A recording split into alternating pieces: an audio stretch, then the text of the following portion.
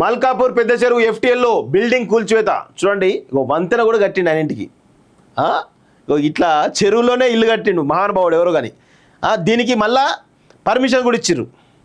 చూడండి ఎంత ఘోరమో. సంగారెడ్డి జిల్లాలోని మల్కాపూర్ పెద్ద చెరువు ఎఫ్టీఎల్లో నిర్మించిన 4 అంతస్తుల బిల్డింగ్ను రెవెన్యూ అధికారులు కూల్చివేశారు. బ్లాస్టింగ్తో బిల్డింగ్ నిలమట్టం చేశారు. సంగారెడ్డి జిల్లా కొండాపూర్ మండలం మల్కాపూర్ గ్రామ శివారులోని పెద్ద చెరువు ఎఫ్టీఎల్లో హైదరాబాద్కు చెందిన స్వామి అనేటువంటి వ్యక్తి అక్రమంగా 4 అంతస్తుల భవనాన్ని నిర్మించాడు. ఆ భూమి మల్కాపూర్ పెద్ద చెరువు ఎఫ్టీఎల్ పరిధిలో ఉందని రెవెన్యూ అధికారులు ఈ నెల 15న స్వామికి నోటీసు ఇచ్చారు. గురువారం ఉదయం రెవెన్యూ ఇరిగేషన్ అధికారులు భారీ పోలీస్ బందోబస్తు మధ్య బిల్డింగ్ ను బ్లాస్టింగ్ చేసి పూర్తిగా నేలమట్టం చేశారు. ఉన్నతాధికారుల ఆదేశాల మేరకు బిల్డింగ్ కూల్చివేశారని తహసీల్దార్ అనిత తెలిపారు. కాగా బిల్డింగ్ పెళ్లి చేస్తున్న టైంలో పెచ్చులు ఎగిరిపడి హోంగార్డు గోపాల్ తలకు తీవ్ర గాయమైంది. అతడు స్పృహ తప్పి పడిపోయాడు. వెంటనే సంగారెడ్డి జిల్లాలోని ఓ ప్రైవేట్ ఆసుపత్రి తరలించారు. అయితే సీరియస్గా ఉందని డాక్టర్లు చెప్పడంతో హైదరాబాద్లోకి తరలించి ట్రీట్మెంట్ అందిస్తున్నారు. గోపాల్ ఇంద్రకరం పోలీస్ స్టేషన్లో హోంగార్డ్గా పనిచేస్తా ఉన్నాడు. సో హోంగార్డ్ గురించి మనం తర్వాత మాట్లాడడం. ఫస్ట్ ఈ అంశం గురించి మాట్లాడడం. అధికారులు ఇచ్చిన నోటీసు రిప్లై ఇవ్వకముందే తన బిల్డింగ్ను కూల్చివేశారని ఓనర్ స్వామి అన్నారు. నేను 2012-13లో కుతుబ్షాహీపేటలో 3 ఎకరాలు 1.5 గుంటల భూమి కొనుగోలు చేశాను. నేను కొన్న వ్యవసాయ భూమిని వ్యవసాయేతర భూమిగా మార్చాలని రెవెన్యూ అధికారులకు దరఖాస్తు చేసుకున్నాను. అధికారులు పరిశీలించి వ్యవసాయేతర భూమిగా కూడా మార్చారు. గ్రామ పంచాయతీ పర్మిషన్ తీసుకునే 4 అంతస్తుల భవనం నిర్మించాలని చెప్పాడు అంటూ చూస్తా ఉన్నాం. సో ఇట్లా ఇక భవనాల నిర్మాణానికి సంబంధించిన పర్మిషన్లు అడ్డగోలుగా తీసుకొని ఇష్టం వచ్చిన నిర్మాణాలు కడితే ఒక పరిస్థితి ఈ విధంగా ఉంటుంది. 6 కోట్ల విలువైనటువంటి బిల్డింగ్ను ఈరోజు కూల్చేసారు. సో ఇట్లా అది ఎఫ్టీఎల్ అని తెలుసు, అది చెరువు భూమి అని తెలుసు కూడా ఎట్లా కడతావా? వంతెన వేసి మరి కట్టిండే మహానుభావుడు. వంతెన వేసి బిల్డింగ్ కట్టి ఏదో జల్సా చేద్దాం అనుకుంటున్నారు మరేమో. ఇట్లా ఉంది పరిస్థితి. సో ఇక్కడ ఇంకొక విషయం మిత్రులారా, ఈ గోపాల్ ఎవరైతే ఉన్నారో సంగారెడ్డి ప్రైవేట్ ఆసుపత్రి తరలించారు. ఆ హోంగార్డ్ గోపాల్కు తలకు గాయమైంది. ఇక్కడ నేను ప్రభుత్వానికి సంబంధించినటువంటి ఎవరైతే అధికారులు ఎవరైతే ఉన్నారో ఈ బిల్డింగ్ ఏదైతే మీరు డిటోనేటర్లు పెట్టి పేల్చడానికి ప్రయత్నిస్తున్నారో దానికి కొన్ని ప్రమాణాలు పాటించాలి. ఆ ప్రమాణాలు పాటించకపోవడం వల్ల ఎవరైతే ఎక్స్పర్ట్స్ ఉన్నారో ఆ ఎక్స్పర్ట్స్తో డిటోనర్లు పెట్టి పేల్చేస్తే బాగుండేది. కానీ ఇష్టం వచ్చినట్టు మీరే పెట్టి పేల్చేయడం వల్ల ఈరోజు హోంగార్డ్ గోపాల్కు తలకు గాయమైంది. ఆయన పరిస్థితి విషమంగా ఉంది. ఆయన ఏజీ హాస్పిటల్లో ఉన్నాడు. సో ఇప్పుడు నేనేమంటానంటే మరి ఈ హోంగార్డ్ గోపాల్కి దాదాపు లక్షల రూపాయల ఖర్చు అయ్యేటువంటి అవకాశం ఉంటుంది ఆయన ట్రీట్మెంట్కి. మరి దీన్ని ప్రభుత్వమే భరిస్తుందా లేదా అని ఒకటి చెప్పాలి. రెండోది, అసలు హోంగార్డులు అంటే వెట్టి చాకిరీ చేసేటువంటి వాళ్ళ బానిసల లేకపోతే ఏంది? ఒక్కొక్క ఐపీఎస్ ఆఫీసర్ ఇంట్లో 30 మంది 20-30 మంది హోంగార్డులు పనిచేస్తారట తమ వాళ్ళ ఇంట్లో. ప్రభుత్వం ఇచ్చేటువంటి జీతం హోంగార్డులకు పోలీస్ స్టేషన్లో పనిచేయమని, ఐపీఎస్ ఆఫీసర్లకు ఏదో ఒక దగ్గర హెల్ప్ చేయమని తప్ప ఇంట్లో పని మనుషులకు పనిచేయమని కాదు కదా. ఈరోజు దీని మీద రేవంత్ రెడ్డి గారు చాలా స్పష్టమైనటువంటి రిపోర్ట్ తెప్పించుకోవాలి. అన్ని రిపోర్ట్స్ అన్నీ కూడా ఐపీఎస్ ఆఫీసర్లు అందరూ మ్యానిపులేట్ చేస్తూ ఉన్నారు. చాలామంది కూడా ఒక్కొక్క ఐపీఎస్ ఆఫీసర్ ఇంట్లో 20-30 మంది హోంగార్డులు పనిచేస్తూ ఉన్నారంటే వాళ్ళ పరిస్థితి ఏ విధంగా అర్థం చేసుకోవాలి. ఈరోజు చాలని జీతాలతోటి ఈరోజు పోలీస్ డిపార్ట్మెంట్కు యూనిఫామ్ విషయంలో కావచ్చు లేకపోతే షూ విషయంలో కావచ్చు ప్రభుత్వమే వాళ్ళకు ఇవ్వాలి. కానీ అలాంటివి ఇవ్వకుండా వాళ్ళే యూనిఫామ్ ఇచ్చే చాలని జీతాలు 20,000 25,000 అది కూడా ఎక్కడెక్కడో వేస్తారు డ్యూటీలు. ఆరోగ్యాలు ఖరాబ్ అయిపోతున్నాయి, హార్ట్ స్ట్రోక్స్ వస్తూ ఉన్నాయి. కనీసం ఫ్యామిలీకి ఆ ట్రీట్మెంట్ తీసుకుందాం, వాళ్ళకు జ్వరం వస్తే పంపిద్దామంటే కనీసం వాళ్ళకు హెల్త్ కార్డులు కూడా లేవు.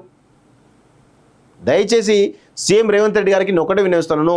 సో ఇలాంటి పరిస్థితుల్లో హోంగార్డులు ఆదుకోవాల్సిన బాధ్యత మీ మీద ఉంది. గతంలో రవీందర్ అనేటువంటి హోంగార్డ్ చనిపోతే మేము అండగా ఉంటాం, మా ప్రభుత్వం వస్తే హోంగార్డులు ఆదుకుంటామని చెప్పినటువంటి సీఎం రేవంత్ రెడ్డి ఈరోజు మరి గోపాల్ అనే వ్యక్తి కానీ ఈరోజు అనేకమైన సమస్యలతోటి బాధపడుతున్న హోంగార్డులు మరి వాళ్ళని పిలిచి మీరు ఖచ్చితంగా వాళ్ళ సమస్యలను పరిష్కరించాల్సినటువంటి బాధ్యత మీ పైన ఉంది. ఎందుకంటే గత 10 సంవత్సరాల్లో కేసీఆర్ ప్రభుత్వం ఆ హోంగార్డులకు ఏదో కొంతమేర చేసింది, కానీ పూర్తి స్థాయిలో వాళ్ళకి చేయలేదు. కానీ ఈ రాష్ట్ర ప్రభుత్వం ఇప్పుడు వచ్చినటువంటి ఇప్పుడున్నటువంటి ప్రస్తుత ప్రభుత్వం ఇంకా అప్పుడున్న దానికంటే ఇప్పుడు వాళ్ళ పరిస్థితులు దయనీయంగా ఉన్నాయి. శాలరీలు సరిగ్గా రావడం లేదు. గతంలో కేసీఆర్ ప్రభుత్వంలో 1వ తారీఖు వచ్చినాయట, మరి ఇప్పుడు 20వ తారీఖు వస్తున్నాయట. వెట్టి చాకిరీ చేస్తూ ఈరోజు రాష్ట్రంలో ఒక సైనికులుగా వాళ్ళు పనిచేస్తూ ఉన్నారు. దయచేసి వాళ్ళు నిజమైనటువంటి గ్రౌండ్లో నిజమైన సైనికులు వాళ్ళు. సో వాళ్ళను గౌరవించాల్సిన అవసరం, గుర్తించాల్సిన అవసరం ఈ రాష్ట్ర ప్రభుత్వం పైన ఉంది. అది కూడా సీఎం రేవంత్ రెడ్డి గతంలో చెప్పినటువంటి హామీనే, ఆ హామీనే నెరవేర్చమని చెప్పేసి వాళ్ళు అడుగుతా ఉన్నారు. ఇప్పటికైనా కానీ సీఎం రేవంత్ రెడ్డి గారు ఒక మానవతా కోణంలో వీళ్ళందరినీ కూడా వేలాది మంది ఉన్నారు, వీళ్ళకు కనీసం ఒక మంచి జీతము, అదేవిధంగా వాళ్ళు హెల్త్ సమస్యలతోటి చాలా ఇబ్బంది పడుతున్నారు, చాలామంది రిజైన్ చేస్తూ ఉన్నారు. ఎక్కడెక్కడికో వేరే రాష్ట్రాలకు పంపిస్తారు ఎలక్షన్స్ టైంలో, 20 రోజులు 30 రోజులు నెల రోజుల పాటుగా వేరే రాష్ట్రాలకు పంపిస్తారు ఎలక్షన్స్ టైంలో కావచ్చు, వివిధ విపత్కర సమస్యలు ఉన్నప్పుడు ఆ టైంలో వచ్చేటువంటి జీతాలు కూడా ఇవ్వలేదు వీళ్ళకి. అలవెన్స్లు అయితే ఇవ్వాలి కదా, ఆ అలవెన్స్ కూడా ఇవ్వట్లేదు. చాలా దుర్మార్గంగా వెట్టి చాకిరీ చేయించుకున్నారు. ఇది మంచి పద్ధతి కాదు, వెట్టి చాకిరీ చేయించుకునే పరిస్థితి తెలంగాణది కాదు అనేటువంటి విషయాన్ని ఈ రాష్ట్ర ప్రభుత్వం కానీ సీఎం రేవంత్ రెడ్డి కానీ గుర్తుపెట్టుకోవాలి. హోంశాఖ మీ దగ్గరే ఉంది, అది గతంలో మీరే హామీ ఇచ్చారు హోంగార్డుల విషయంలో.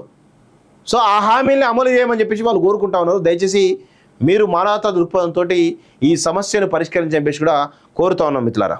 మల్కాపూర్ పెద్ద చెరువు FTLలో బిల్డింగ్ కూల్చివేత చూడండి, వంతెన కూడా కట్టిండు అన్నింటికి. ఇట్లా చెరువులోనే ఇల్లు కట్టిండు మహానుభావుడు ఎవరో కానీ, దీనికి మళ్ళా పర్మిషన్ కూడా ఇచ్చిర్రు. చూడండి ఎంత ఘోరమో.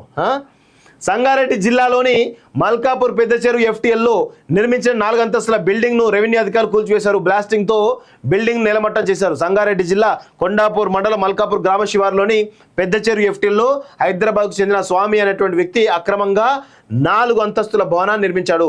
ఆ భూమి మల్కాపూర్ పెద్ద చెరువు FTL పరిధిలో ఉందని రెవెన్యూ అధికారులు ఈ నెల 15న స్వామికి నోటీసు ఇచ్చారు. గురువారం ఉదయం రెవెన్యూ ఇరిగేషన్ అధికారులు భారీ పోలీస్ బందోబస్తు మధ్య బిల్డింగ్ను బ్లాస్టింగ్ చేసి పూర్తిగా నేలమట్టం చేశారు. ఉన్నతాధికారుల ఆదేశాల మేరకు బిల్డింగ్ కూల్చివేశారని తహసీల్దార్ అనిత తెలిపారు. కాగా బిల్డింగ్ పెళ్లి చేస్తున్న టైంలో పెచ్చులు ఎగిరిపడి హోంగార్డు గోపాల్ తలకు తీవ్ర గాయమైంది. అతడు స్పృహ తప్పి పడిపోయాడు. వెంటనే సంగారెడ్డి జిల్లాలోని ఓ ప్రైవేట్ ఆసుపత్రి తరలించారు. అయితే సీరియస్గా ఉందని డాక్టర్లు చెప్పడంతో హైదరాబాద్లోకి తరలించి ట్రీట్మెంట్ అందిస్తున్నారు. గోపాల్ ఇంద్రకరం పోలీస్ స్టేషన్లో హోంగార్డ్గా పనిచేస్తా ఉన్నాడు. సో హోంగార్డ్ గురించి మనం తర్వాత మాట్లాడడం, ఫస్ట్ ఈ అంశం గురించి మాట్లాడదాం. అధికారులు ఇచ్చిన నోటీసు రిప్లై ఇవ్వకముందే తన బిల్డింగ్ను కూల్చివేశారని ఓనర్ స్వామి అన్నారు. నేను 2012-13లో కుతుబ్షాహీపేటలో 3 ఎకరాలు 1.5 గుంటల భూమి కొనుగోలు చేశాను.